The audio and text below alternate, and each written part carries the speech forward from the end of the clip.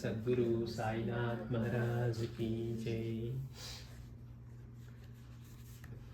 ఈ సద్గురు నిత్యానంద భగవాన్ వారి దివ్యమైన చరిత్రలో మనం తెలుసుకుంటూ, స్వామివారు అవధూతగా ప్రకటమైన తర్వాత కొంతకాలం అంటే ఎట్లా ప్రకటమయ్యారట మళ్ళీ తిరిగి అంటే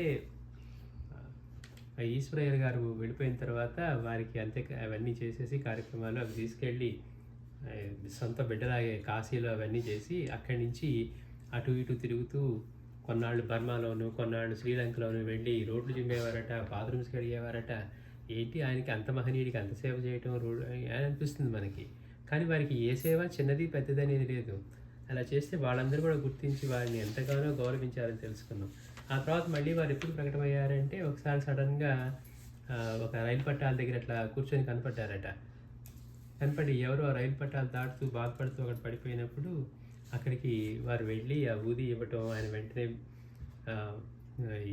ఆ ఫిట్స్ నుంచి కోలుకోవడంతో ఇంకా ఒక్కసారిగా అందరూ ఆయన్ని చూసి అప్పుడు గుర్తించారంట, ఈ నిత్యానంద భగవానే వీరు అప్పుడు విడిపోయిన వారు అని చెప్పి అట్లా ఆయన్ని గుర్తించడం. ఆ తర్వాత కూడా నిత్యానంద భగవాన్ గారు అప్పుడప్పుడు ఆ రైలు పట్టాల మీద కూర్చుంటూ ఉంటే అక్కడ ఈ పనిచేసే ఆఫీసర్లలో ఒక అతను బాగా స్ట్రిక్ట్గా ఉండేవాడు అనమాట. అతన్ని టైగర్ అని పిలిచేవాళ్ళు. అయితే అతనికి ఏంటి, ఈయన ఇక్కడ కూర్చోవటం, జనం అంతా కూడా చుట్టూ గుమి కొడుతూ ఉంటే వచ్చిపోయి రైలుకి అంతా ట్రాఫిక్ ఈ నారాయణ నాయర్ గారికి అలా కోపం వచ్చి ఆయనకి చెప్పినా కానీ కదలట్లేదు, జనాలు కూడా గుంపులుగా కూర్చొని బాగా దగ్గరే ఉన్నారని చెప్పి వచ్చే ఎక్స్ప్రెస్ ట్రైన్ డ్రైవర్ ఆంగ్లో ఇండియన్కి చెప్పారట, నువ్వు అక్కడ ఉన్న వాళ్ళ గురించి ఏమి ఆలోచించొద్దు, ఆయన మీద ఎక్కించేసి వెళ్ళాల్సి వచ్చినా అసలు ప్రాణం పోయిందని కూడా ఆలోచించొద్దు, నువ్వు బండి ఆపకుండా పోనీ అన్నారట. సరే అక్కడికి వచ్చేసరి దగ్గరికి వచ్చేసింది బండి, ఈయనేమో నిశ్చలంగా కూర్చున్నారట. ఆయనకి ఏం భయం, నిశ్చలంగా కూర్చున్నారు. ఇప్పుడు చూస్తూనే ఉన్నాడు, బండి బ్రేక్ వేయలేదు, ఆయన మీదకి ఎక్కించినట్టుగానే ఎక్కించి వెళ్ళిపోయారట. చూసేవాళ్ళకి ఎక్కించినట్టుగానే ఉంటుంది. బండి ముందుకు వెళ్ళి ఆగిపోయింది. నిత్యానంద భగవాన్ మాత్రం అట్లానే కూర్చొని అక్కడ ఉన్నారట.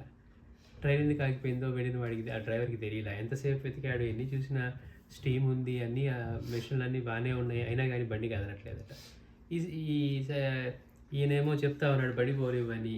ఇక ఎంతసేపటికి ఈ నారాయణ గారికి చెప్పినా కానీ ఇక డ్రైవర్ దిగిపోయాడు, నా వల్ల కాదు దీన్ని స్టార్ట్ చేయడం అని.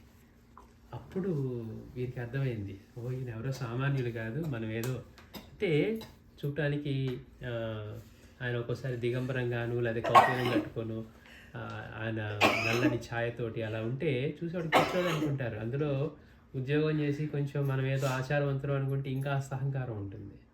అందుకని అక్కడ ఉన్న మహనీయుడిని గుర్తించకుండా ఇంతమంది జనం ఆయన కోసం ఎందుకు ఆయన గుర్తించాలి కదా, కనీసం ఆ విచక్షణ కూడా లేకుండా ఆయన చంపించాలనుకున్న స్థితిలో అలాంటి వాడు ఒక్కసారిగా తెలుసుకొని సామాన్యులు గారు అని చెప్పి వచ్చి ఆయనకి సాష్టాంగ నమస్కారం చేసి క్షమించమని వేడుకున్నారట.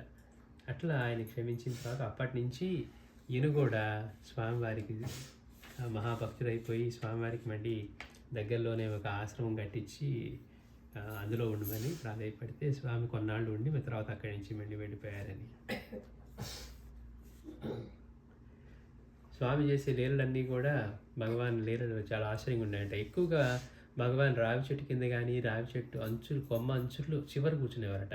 అప్పుడు దాకా కింద నుండి కనపడేవారు, తర్వాత పైకి వెళ్ళి కనపడేవారట. అక్కడ కూర్చొని పైనుంచి రాళ్ళు కానీ లేకపోతే ఆకులు కానీ విసిరేస్తూ ఉండేవారట. అవి వేస్తే రాళ్ళు ఏంటి విసిరేస్తున్నారని కొంచెం చూస్తే అవి వాళ్ళ చేతిలో తీసుకోగానే ఈ మన క్యాండీలాగా మారిపోయాడు. ఆ వేసిన రాళ్ళు, గులక రాళ్ళు కానివ్వండి అవన్నీ. అట్లానే ఒక బిచ్చగాడి దగ్గర అతని భిక్షాపాత్రలో బియ్యం తీసుకొని చుట్టూ వేశారట. అవి కూడా అట్లా నాణ్యాలుగా మారిపోయాయట. ఆ నాణ్యాలు తీసుకొని వెళ్ళి నేను బత్తాకాయలు కొనుక్కొని కూడా తిన్నాను అంటే అది నిజమైన నాణ్యం అని, ఏదో ఆ క్షణంలో మనకి అలా నాణ్యంలాగా కనపడి మారిపోయిందని కాకుండా అట్లా వారి అసంఖ్యాకమైన అద్భుతమైన లీలలు అట్లా చేస్తూ ఉన్నారు. అట్లాంటి సమయంలోనే మనం ఈ స్వామిని ఎక్కువగా ఆరాధించే రాఘవన్ ఆయన ఒకరోజు స్వామిని తన ఇంటికి వచ్చి ఉండవలసిందే అని ఒకరోజు తమతో గడపమంటే స్వామి అంగీకరించి ఇంటికి వెళ్ళారట.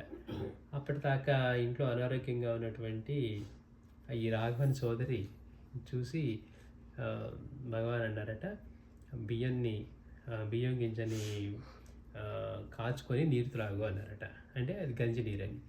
ఆవిడ అట్లాగే చేస్తే ఎప్పటి నుంచో ఆవిడ వ్యాధి తొలగిపోయింది. సరే ఆ రోజు సాయంత్రం స్వామివారికి నిద్ర కోసం అని చెప్పి ఆయన రూమ్‌లో అన్ని ఏర్పాట్లు చేసి రాఘవన్ను, స్వామిని గదిలోకి తీసుకొని వెళ్తే భగవాన్ అన్నారట, "నాకొక చాంతాడు కావాలని" అడిగారట. సరే ఇదేంటి భగవాన్ ఇప్పుడు నా రాత్రి నిద్రపోయే ముందు చాంతాడు అడుగుతున్నారనుకొని తెచ్చిచ్చారట. సరే ఈయన కూడా భగవాన్‌తో పాటు నిద్రించారని ఆ గదిలోనే పడుకున్నాడట. మధ్యరాత్రి మెలుకు వచ్చి చూస్తే ఇటు కిటికీకి, అటు కిటికీకి ఒక తాడు కట్టి తాడు మీద పడుకొని నిద్రపోతూ ఉన్నారట. అలాంటి మామూలుగా ఎవరికైనా ఎంత ఒక చిన్న బిడ్డను కూడా పెట్టలేము. అట్లాంటిది పూర్ణంగా ఎదిగినటువంటి ఆయన దేహంతోటి ఆ తాడు మీద పైన అటు తిరుగుతున్నారంట, ఇటు తిరుగుతున్నారంట తాడు మీద. తాడు మాత్రం అట్లాగే ఉంది. ఇది చూసి ఆశ్చర్యపోతూ ఉన్నట్ట. లేచి అందరికీ చూపిద్దాం వింత అనుకున్నాడట. కానీ అక్కడి నుంచి లేవలేకపోయాడు. సరే అయిపోయిన తర్వాత రోజు మళ్ళీ భగవాన్ అక్కడి నుంచి ట్రైన్ ఎక్కి వెళ్ళిపోయారు అని.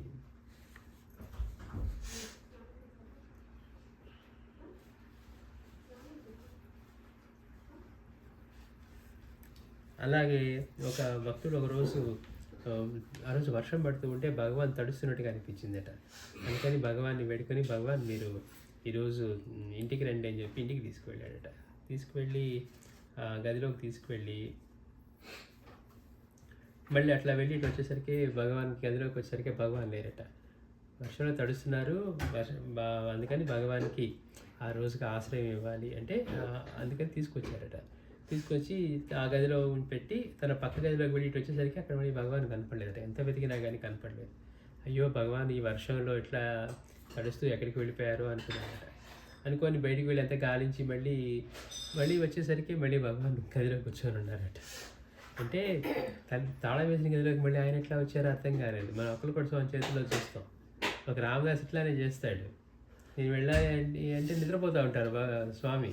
అక్కలకోట స్వామి నిద్రపోతూ ఉంటే ఆయన పని మీద తలపేసుకొని వెళ్తే బయట చూస్తే అక్కడ స్వామి కనపడతాడు. అదేంటి నీ తాళం వేసి వచ్చాను కదా అని ఆ రామదాస్ పరుగున వచ్చి ఇక్కడ చూస్తే మళ్ళీ ఇందులో ఉంటారంట. అంటే ఆయనకి మనం ఈ మహనీయులందరిలోనూ తాజ్ బాబా దగ్గర ఇలాంటివి నేను చూసాం. ఆయన జైల్లో పెడతారు, ఈయన బయట ఉంటారు. అట్లాగే ఇక్కడ కూడా భగవాన్ అట్లా ఈయన వెళ్ళటానికి బయటికి వెళ్ళి వెతకడానికి వెళ్ళినప్పుడు గదికి తాళం వేసుకొని వెళ్ళాడు ఇంటికి. కానీ మళ్ళీ వచ్చేసరికి భగవాన్ మళ్ళీ ఇంట్లో ఉన్నారట. ఆశ్చర్యపోయాడు. అంటే మహనీయులందరూ ఇలాంటి లీలలు ఎంతో అలవోకగా చేస్తూ ఉంటారు. వాళ్ళకి ఏ తలుపులు అక్కర్లేదు. బాబా అంటారు కదా, నేను ఇంట్లో రావడానికి ఏ తలుపులు అక్కర్లేదు అని.